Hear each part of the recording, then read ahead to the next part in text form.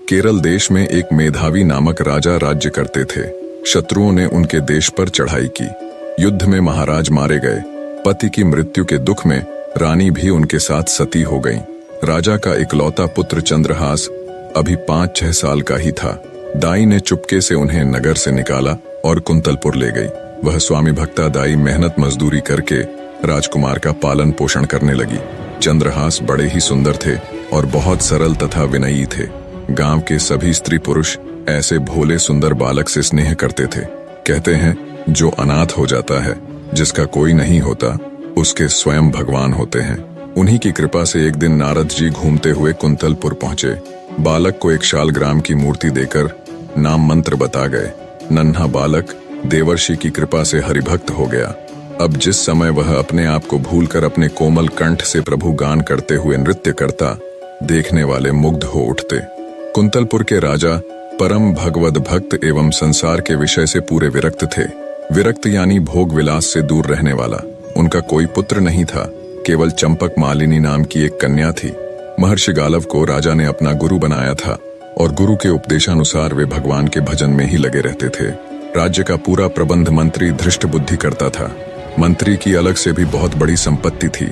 राजा तो भगवत भक्ति में रहते थे, तो एक प्रकार से कुंतलपुर के शासक मंत्री धृष्ट बुद्धि ही थे। उनका मदन नाम का योग्य पुत्र था, जो उनकी राज कार्य में सहायता करता था। मंत्री धृष्ट बुद्धि की विषया नाम की एक अति सुंदर कन्या भी थी।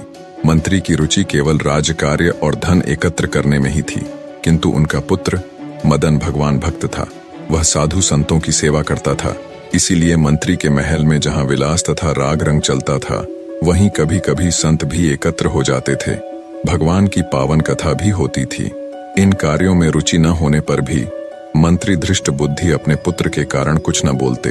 एक दिन मंत्री के महल में ऋषि गण बैठे थे। भगवान की कथा हो रही थी। उसी समय सड़क पर भवन के सामने से भगवान नाम कीर्तन करते हुए चंद्रहास बालकों की मंडली के साथ निकले। बच्चों की अत्यंत मधुर कीर्तन ध्वनि सुनकर ऋषियों के कहने से मदन ने सबको वहीं बुला लिया।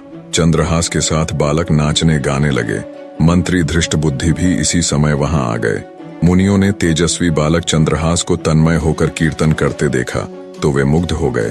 कीर्तन समाप्त होने पर स्नेहपूर्वक समीप बुलाकर ऋषियों ने उन्हें बैठा लिया और उनके शरीर के लक्षणों को देखने लगे।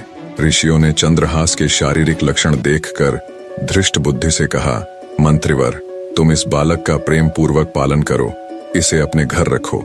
यही तुम्हारी संपूर्ण संपत्ति का स्वामी तथा इस देश का नरेश होगा। एक अज्ञात कुलशील राह का भिखारी बालक मेरी संपत्ति का स्वामी होगा। यह बात धृष्ट बुद्धि के हृदय में तीर सी लगी। वे तो अपने लड़के को राजा बनाने का स्वप्न देख रहे थे। अब एक भिक्षुक सा लड़का उनकी सारी इच्छाओं को नष्ट कर दे, यह उन्हें सहन नहीं हो रहा था। उन्होंने किसी से कुछ कहा नहीं, पर सब लड़कों को मिठाई देने के बहाने घर के भीतर ले गया। मिठाई देकर दूसरे लड़कों को तो उन्होंने विदा कर दिया, केवल चंद्रहास को रोक लिया। एक विश्वासी वधिक को बुलाकर उसे चुपचाप समझाकर पुरस्कार का भारी लोभ देकर उसके साथ चंद्रहास को भेज दिया।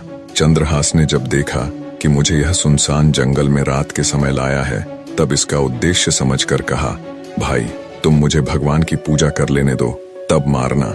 वधिक ने अनुमति दे दी।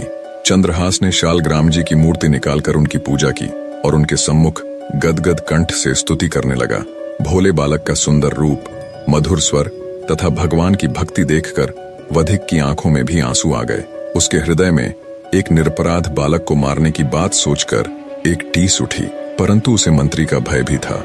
उसने देखा कि चंद्रहास के एक पैर में 6 अंगुलियां हैं। वधिक ने तलवार से जो एक अंगुली अधिक थी उसे काट लिया और बालक को वहीं छोड़कर वह लौट गया। वधिक ने महल जाकर जब धृष्ट बुद्धि को वह अंगुली दिखाई तो वह अंगुली देखकर बहुत प्रसन्न हुए। उन्हें लगा कि अपने बुद्धि कौशल से ऋषियों की अमोघ वाणी मैंने झूठी कर दी। कुंतलपुर राज्य के अधीन एक छोटी सी रियासत थी, चंदनपुर। वहां के नरेश कुलिंदक किसी कार्य से बड़े सवेरे वन की ओर से घोड़े पर चढ़े जा रहे थे। तभी एकाएक उनके कानों में बड़ी मधुर भगवान नाम कीर्तन की ध्वनि पड़ी। कटी अंगुली की पीड़ा से भूमि में पड़े पड़े चंद्रहास करुण कीर्तन कर रहे थे। राजा ने कुछ दूर से बड़े आश्चर्य से देखा कि एक छोटा देवकुमार जैसा बालक भूमि पर पड़ा है। उसके चारों ओर अद्भुत प्रकाश फैला है। राजा की कोई संतान नहीं थी। उन्होंने सोचा, कि भगवान ने मेरे लिए ही यह वैष्णव देवकुमार भेजा है। घोड़े से उतरकर बड़े स्नेह से चंद्रहास को उन्होंने गोद में उठाया, उनके शरीर की धूल पोंछी और उन्हें अपने राजभवन में ले आए। चंद्रहास अब चंदनपुर के युवराज हो गए।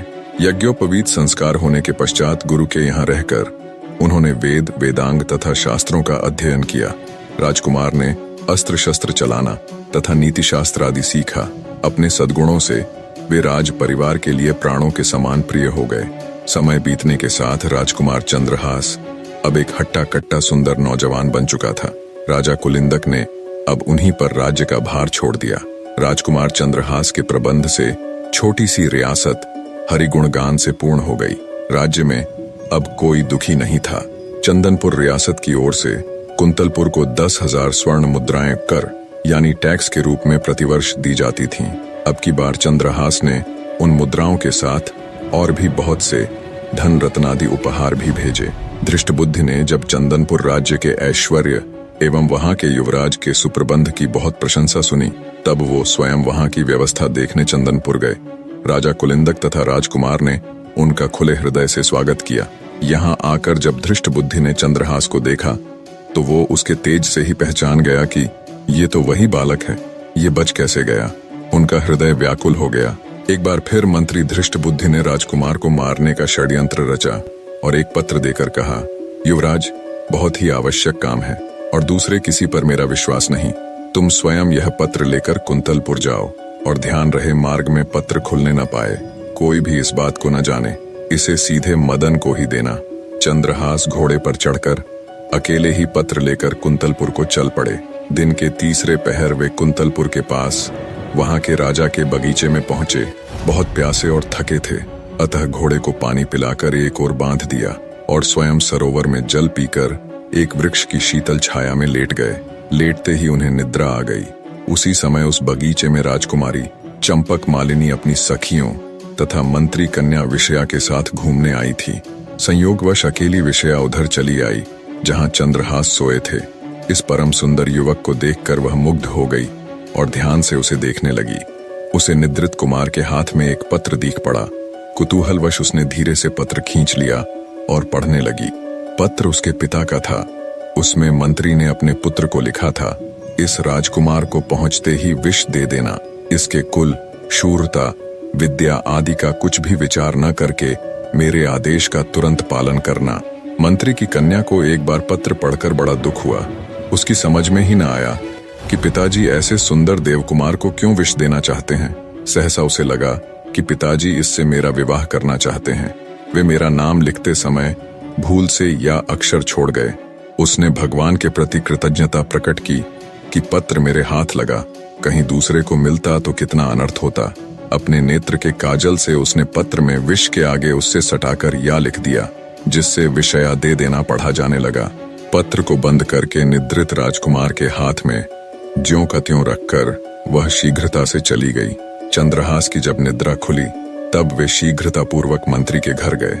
मंत्री के पुत्र मदन ने पत्र देखा और ब्राह्मणों को बुलाकर उसी दिन गोधूली मुहूर्त में चंद्रहास से उन्होंने अपनी बहन का विवाह कर दिया। विवाह के समय कुंतलपुर नरेश स्वयं भी पधारे। चंद्रहास को देखकर उन्हें लगा कि मेरी कन्या के लिए भी यही योग्य वर है। उन्होंने चंदनपुर के इस युवराज की विद्या, बुद्धि, शूरता आदि की प्रशंसा बहुत सुन रखी थी। अब राजपुत्री का विवाह भी चंद्रहास से करने का उन्होंने निश्चय कर लिया। धृष्टबुद्धि 3 दिन बाद लौटे। वहां की स्थिति देखकर वे क्रोध के मारे पागल हो गए। उन्होंने सोचा, भले मेरी कन्या विधवा हो जाए, पर इस शत्रु का वध मैं अवश्य करा के रहूंगा।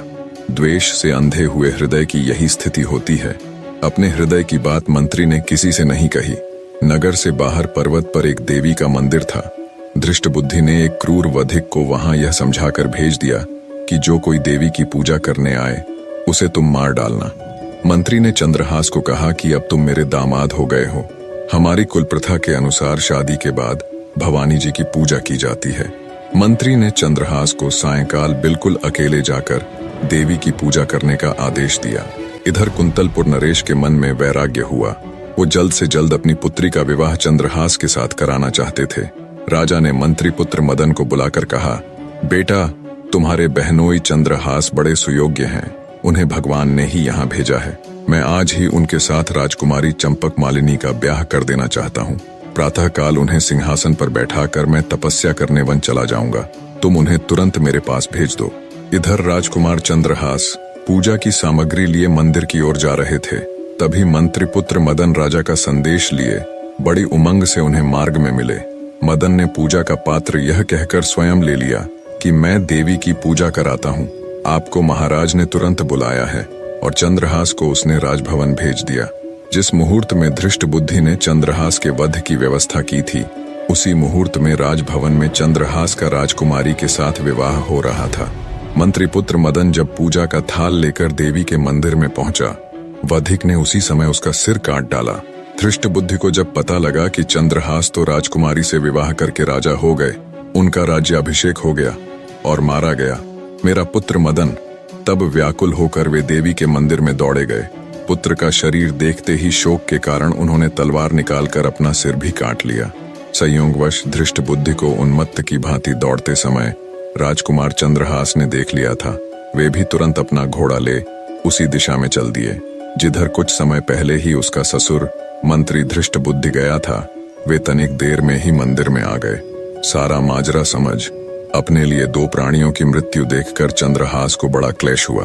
उन्होंने निश्चय करके अपने बलिदान के लिए तलवार खींची। उसी समय मां भवानी साक्षात प्रकट हो गईं। उन्होंने कहा, बेटा, यह धृष्ट बुद्धि बड़ा दुष्ट था और सदा तुझे मारने के प्रयत्न में लगा रहता था। इसका पुत्र मदन सज्जन और भगवत भक्त था, किंतु उसने तेरे विवाह के समय तुझे अपना शरीर दे डालने का संकल्प किया था, अतः वह भी इस प्रकार उड़न हुआ। अब तू वरदान मांग। चंद्रहास ने हाथ जोड़कर कहा, माता, आप प्रसन्न हैं तो ऐसा वर दें जिससे श्री हरि में मेरी अविचल भक्ति जन्म जन्मांतर तक बनी रहे और इस धृष्ट बुद्धि के अपराध को आप क्षमा कर दें। मेरे लिए मरने वाले इन दोनों को आप जीवित कर दें।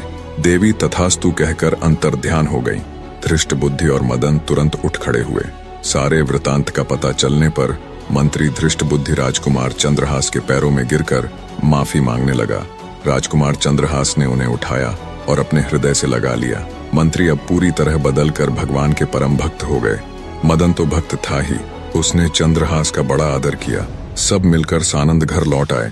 निष्कर्ष, माफी, दया और भक्ति जीवन के असली मूल्य हैं, जो इंसान को उसकी आंतरिक शक्तियों से जोड़ते हैं और उसे उन्नति की ओर ले जाते हैं। वीडियो पसंद आई हो तो लाइक जरूर करना। आप भी अगर मेरी तरह वीडियो बनाना सीखना चाहते हैं, ट्रू वर्ड्स चैनल को ज्वाइन करके ट्रू वर्ड्स परिवार का हिस्सा बने। धन्यवाद।